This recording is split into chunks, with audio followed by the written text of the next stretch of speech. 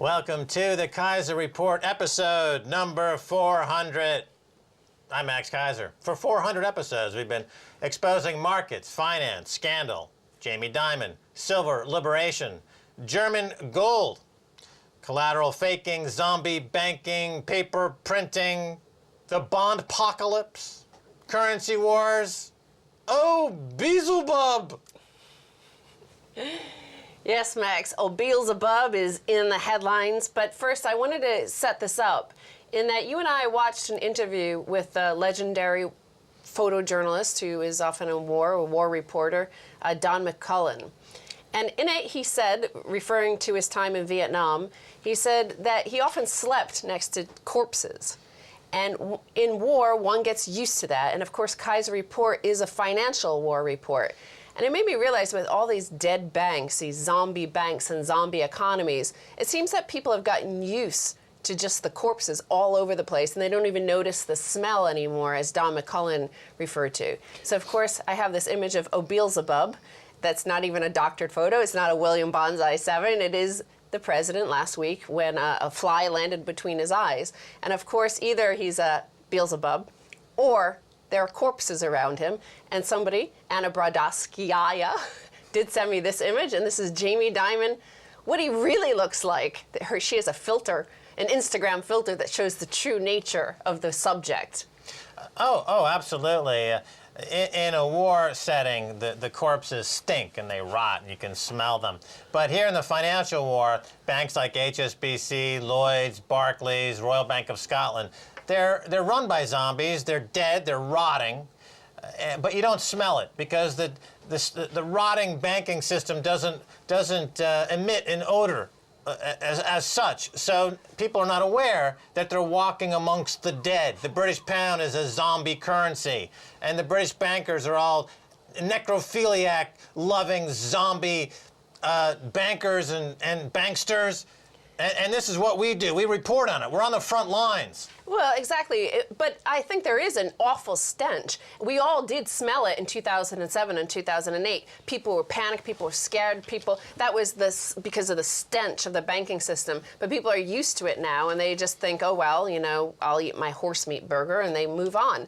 But, 400 episodes in to the Keiser Report, this financial war report, many of the themes we've been looking at are starting to come true. One of them, as you mentioned in the opening, is currency wars. So let's look at this first headline of the past week. The big headline, save this for episode 400. This is Russia Central Bank to keep buying gold, Ulyankayev. The Russian central bank will continue to buy gold as it seeks to diversify its foreign reserves away from paper assets it views as risky, First Deputy Chairman Alexei Ulyankayev said on Thursday. Oh, yes. Well, we've been talking about two trends over these 400 episodes. Number one is the bond-pocalypse, which is coming. And now in Davos, they're warning about it. In the Bank of America just issued a report saying that the bond market is ready to go through a 1994 type crash. So yields are going to spike higher. The governments, because they're half dead, because they're zombies, were incapable of managing this economy in such a way as to effectively transition to a higher yield normalized environment. They let instead the bond bubble build to 300-year extremes. Now the bond-pocalypse is upon us. And Russia, quite smartly, and China and other countries around the world are getting ahead of this by buying gold, and they're buying gold aggressively, as we've been saying that they should do. Yes, now the first stage of this financial war was characterized by the fact that the banks didn't trust each other. There was no interbank lending. And now this stage of central banks and governments not trusting each other is, of course, like the first Great Depression, the previous Great Depression anyway.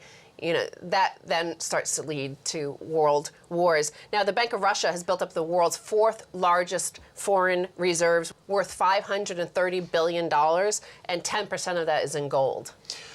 Yeah, that's right. And as we head into a hot war from the Gold War, which is a follow-on to the Cold War, and so we're going to see the fireworks start to explode here shortly. And, of course, the music is stopping, and those who have the gold are going to be in a better position. Two countries that are in horrible position would be Britain and Japan. They have virtually no gold and they're totally exposed to the hyperinflation that's coming in things like oil. Now, over here in the UK, we've moved here because we said that the economy is going to collapse here. They've announced recently a triple-dip recession. They're heading into triple-dip recession. The economy continues to decline.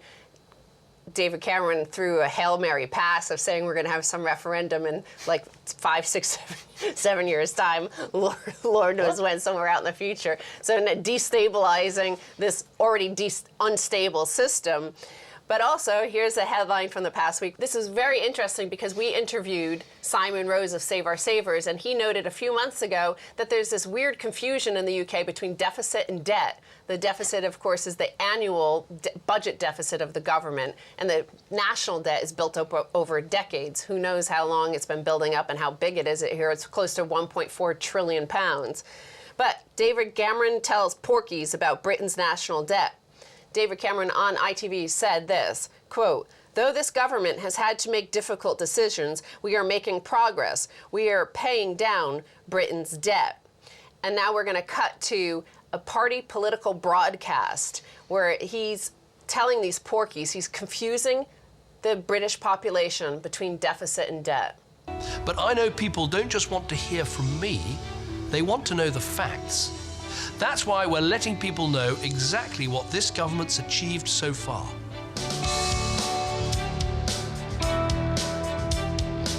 I would say the deficit has gone down maybe by 1.5%.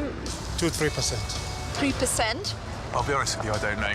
I would say up 30%. Gone up probably about 2%. It's gone down, but I'm afraid I don't know how much.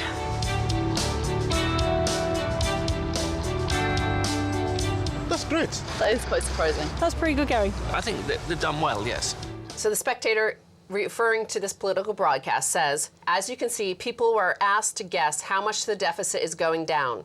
They guess low figures, 2%, etc., and are then told that it's actually 25%. Then they say how impressed they are with the Tories. Have you spotted the trick? No normal person knows what deficit means, nor should they. They're saying it's a policy wonky word that they're just using to confuse people. This is financial propaganda, statistical propaganda. So you flood the market with bogus numbers. Yes, the debt in the UK is now 1.4 trillion, and it's spiking since the coalition government came into power. But what people don't mention is that the total indebtedness of the UK, if you include private debt on the balance sheet of the corrupt 4 major banks of fraud, that's another 4 trillion pounds of debt. So it's not 1.5 trillion or 1.4 trillion in debt. It's actually 5.4 trillion in debt. It's a 3, 4, 500% to GDP number, and that's why this economy is severely encumbered and has no prospects of growth whatsoever, because it's one of the most indebted countries of all the G20 countries. I think it may even, in fact, be the second most indebted of all the G20 countries. Now, ITV polled the population here, and only 6% of the UK population realized that the national debt has been increasing.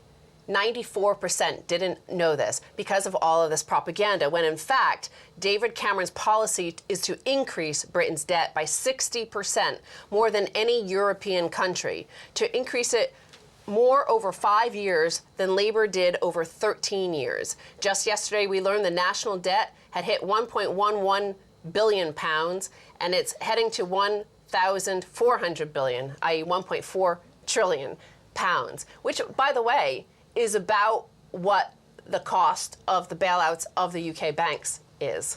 Well, that number, the connection is not a coincidence. And not only is the debt growing, but there's no growth. I mean, it would be one thing if there was debt was rising and the growth was rising, but you have growth shrinking, negative GDP, triple-dip recession, and rising debt. So this economy and the pound sterling, as we've been saying, it's already crashed against gold. But it looks like it's going to crash in relative terms against other currencies as well. This British pound is not worth the paper it's not printed on. And by the way, I want to quote something that you said on Twitter, which was a quote of Thomas Jefferson: "To preserve our independence, we must not let our rulers load us up with perpetual debt. We must make our choice between economy and liberty or profusion and servitude. That was in a letter in 1816 where he was saying we don't want to end up like the Brits where we start taxing food, drink, labor. At that time we weren't taxed on labor in the U.S. and that this was what was the problem with national debt is that you leave it for future generations. And this is what the Spectator notes in this article is that this is one of the most insidious sort of lies that you tell a population because the fact is that the national debt must be paid by our children and grandchildren. Well, they also say that inflation is low. However, what's this horse meat scandal about? It's about swapping cheaper meat for other meat. That's inflation. What's all the tainting of food here in the UK about? Watering down the milk, selling tainted food at the supermarket, selling horse meat for cow meat. That's a form of inflation. You're swapping out cheaper goods for other goods, and you're creating stealth inflation. The portions are getting smaller. You go to Tesco and you buy portions, and they're less. They're smaller for the same price. And you're saying there's no inflation. Oh, that's a lie. There is inflation. This goes back to the Romans, who during their inflationary period would clip the coins, and you'd have stealth inflation. That's what's happening here. Now, I do want to note at the comment on the YouTube of this party political broadcast, the people weren't buying his lies. I'll just read you one of them. I mean, this is like the kindest of the comments on YouTube from Tink188. The gallows are being oiled, David, you treasonous prick. Well, what's great about this country is they have the Tower of London. They've got the infrastructure to decapitate the bad guys. They just got to act on it. All right, Stacey Herbert, thanks so much for being on the Keiser Report. Thank you, Max. Stay tuned for the second half. I'll be speaking to Ian Williams of Charteris Treasury.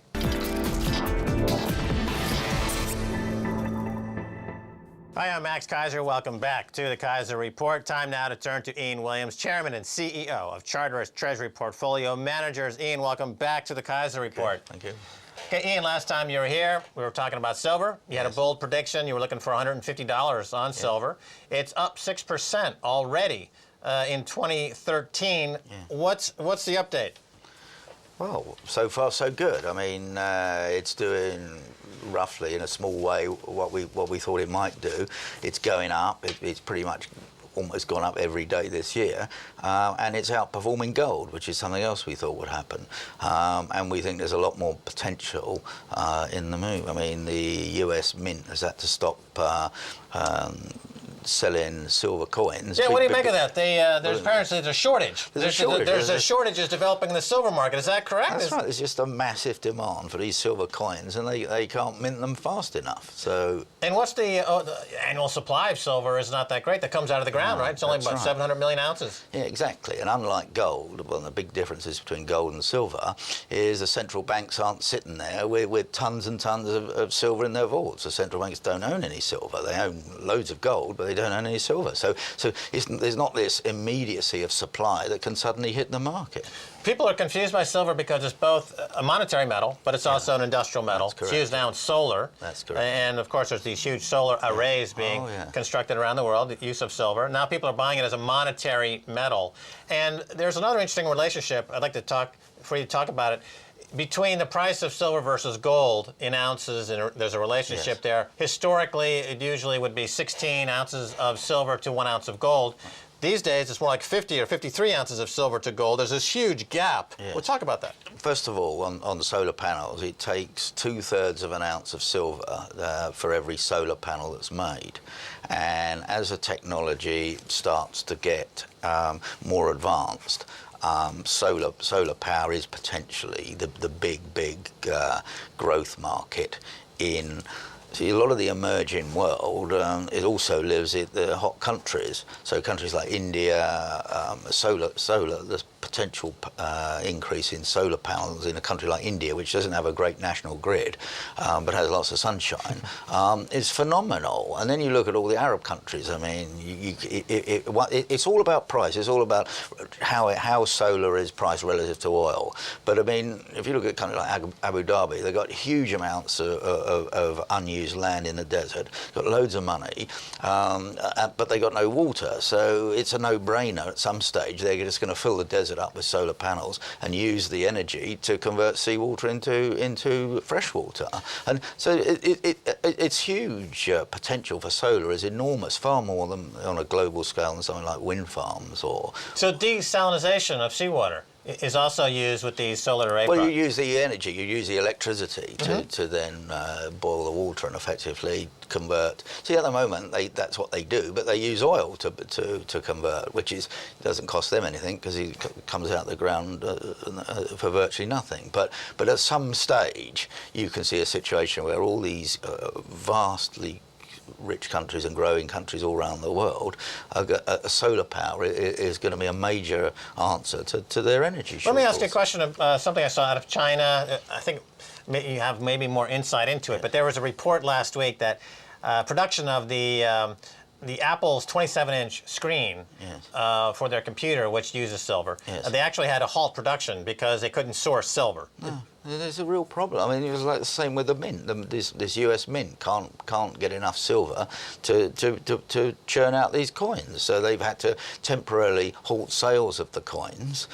But I mean, all that's going to do is make people more interested in buying them. You know, if you hear something that there's massive demand for something, and they've had to temporarily suspend sales, it makes even more people interested in buying them. And you know, it's a poor man's gold. So they're opening up silver exchanges in the Far East, and in a much lower denomination amount of money. So it opens the audience who want to invest in precious metals to a much wider audience. A lot more Chinese citizens can buy silver coins than they can afford to buy a gold coin.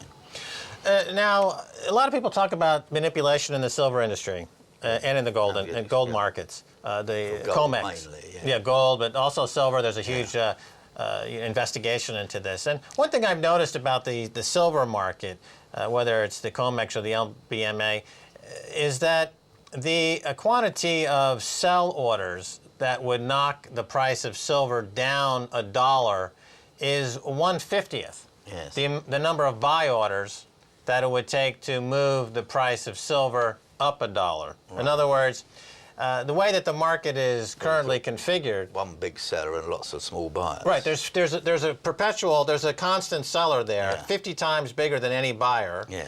And of course, and some days they sell 100% of the annual production of silver in a single day from that seller. Yeah. So it's kind of a foolish investigation if these markets are being manipulated, because clearly, unequivocally, they are being manipulated with these huge sell orders that, for the most part, are naked short. Yeah. And a bank like J.P. Morgan, who is selling these naked short contracts, they've got enormous exposure to their balance sheet. At what point do the banks have to mark to market these enormous naked short positions?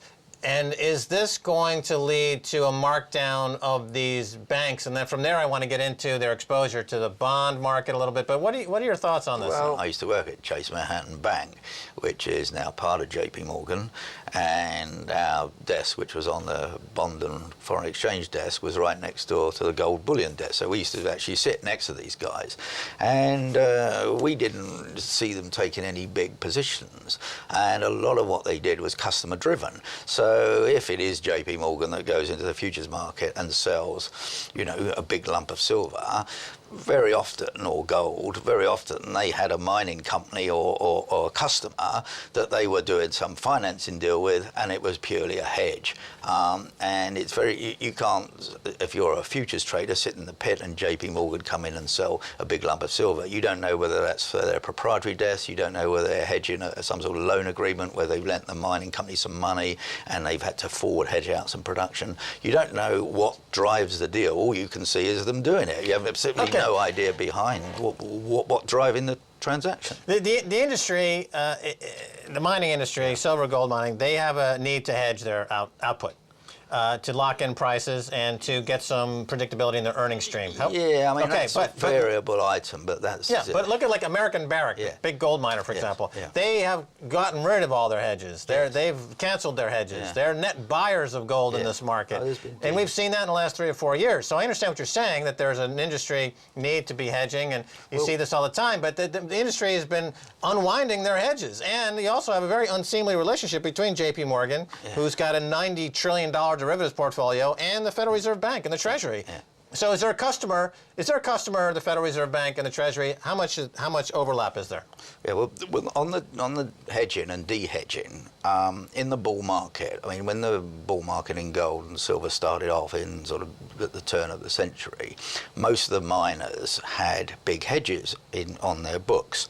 And there was, as the price rose, of course, the shares of the miners that didn't have hedges massively outperformed the ones with hedges, because the ones with hedges weren't getting the full benefit of the rise in the gold price. So there's a huge shareholder pressure then on the likes of Barrick as a classic example to buy back all the hedges, which they've gradually been doing.